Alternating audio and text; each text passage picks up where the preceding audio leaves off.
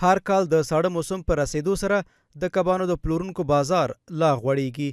دلته په مزار شریف کې هم د کبانو یو شمېر پلورونکي وایي چې بازار یې د وروستیو کې ښه شوی دی او په ورځ کې لسګونه کیلو کبان پخوي او پلوري یې.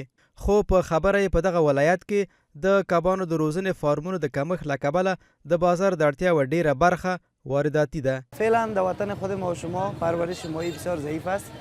تجار سر از این تا به حال را کار نکرده و توقع بیشتر است. ماهی در وطن خود نداریم. اگر دولت حمایت کنه و سر از این کار شوه، ماهی که از تولید وطن خود ما باشه بهتر است و ما خوشحالتر میشیم که ماهی وطن خود به بازار عرضه کنه. په همدې حال کې یو شمېر فارم لرونکي هم هیله څرګندوي چې د وارداتو په کمښت سره وکړی شي خپل تولیدات ډیر کړي.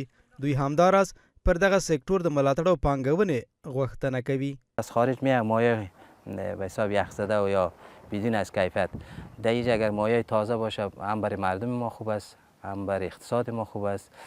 دیگه میتونیم که یک دستاورد خوب داشته باشیم در ایسه گوشت ماهی. د کرنې اوبو لګولو او مالدارۍ ریاست لخوا د وړاندې شوو شمېرونو له مخې دمګړۍ په دغه ولایت کې د کبانو د روزنې شاوخوا 50 فارمونه فعالیت لري.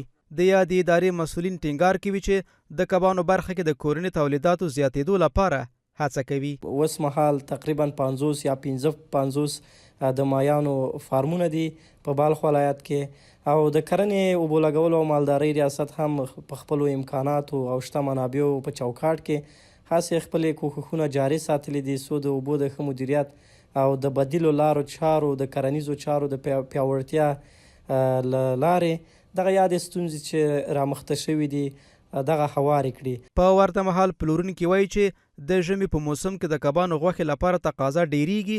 له دې کبله په سړو ورځو کې د کبانو اخیستو ته د هیوادوالو لیوالتیا د دوی د پلور د بازار غوړېدو لامل شوی دی.